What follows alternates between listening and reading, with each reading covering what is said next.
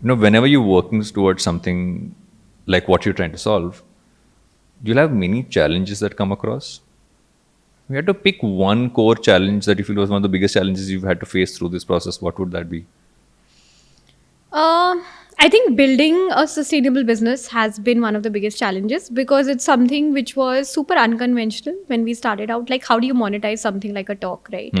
And then you start looking at mediums like advertising, but then how do you be authentic because you're telling someone's real story? You can't have a logo in the backdrop. So I think figuring out models around monetization has continued to be a consistent challenge, which we've overcome. And the other thing has been that like now we are moving more towards like a B2C company, right? People come on the app, they buy their courses, they start learning with us. The user who we reach out to doesn't have the ability to pay.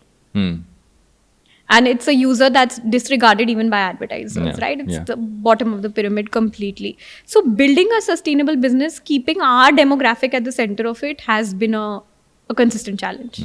I come from the ad industry, right? And what you said actually resonated with me because you would always hear people focusing on a premium audience because you believe they're the ones who will pay. Yeah. But only when you really dig deep, you realize that how small that premium audience is, and if you even call them premium, because you think it's a very like wrong term to use for that for a category of audience. You realize how small that demographic is and who you're excluding by doing that. I still haven't figured out a way to solve that. Like I've always wondered, how is there a solve for that? Is there a way to bring more people into it? But how many people can actually pay, like you said, becomes a tough thing. There has to be at some point to solve to kind of give access, build a sustainable business because businesses exist to be sustained through making money, and yet stick to the mission.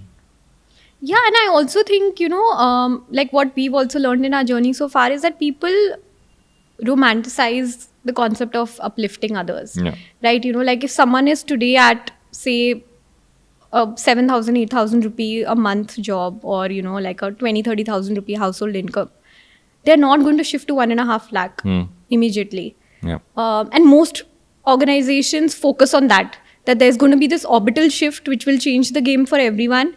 And if that doesn't happen, they start losing interest. But it's not like that, right? Like it's a step-by-step evolution. Like you learn one basic fundamental, you move 5,000, 10,000 rupee up. And then you learn something else. And then there is the ability to go ahead. So there's not so much focus on skilling as opposed to more focus on job-based outcomes.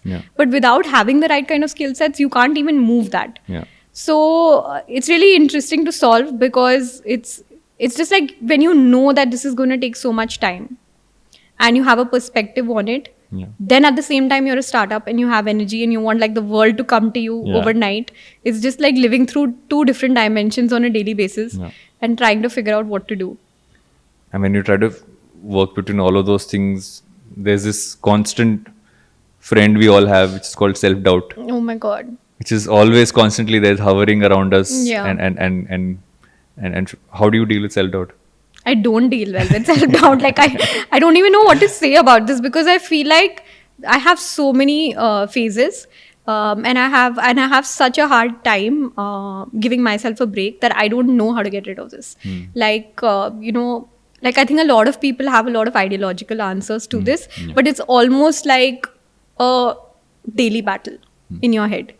And it happens in different stages of the journey also, right? Like when you've built something from scratch, you're so emotionally attached to it and then you have to give it to someone else, you have to delegate, then you don't know if that person's the right person for the job. Are you the right person for the job? So it's just like these conflicting emotions on a daily basis. But I think I breathe through it and I take one situation at a time and try and figure out what to do with it. But I suck at it. Yeah, because I don't think there is a solve for self-doubt. You just have to be okay with having, like, there's this, I remember reading somewhere, you got to keep fear and self-doubt and all these things as your friends and you hang around with me. You're not holding the steering wheel, but you're in the gadi, like you're coming along with me and moving ahead. Because you can't beat it. It's there, and it oftentimes even tells you the right things also. Like, it stops you from being overconfident, stops you from taking the wrong calls, like holding you back in that sense. But when someone says, just like, do this, you will get rid of self-doubt, never works. There is no cure for it. Yeah, and I also feel like for other things also, like I'm this person who needs to be I mean, who doesn't need to be, but who likes to be pushed against the wall to really, like, do something transformational. And that's all self-developed pressure.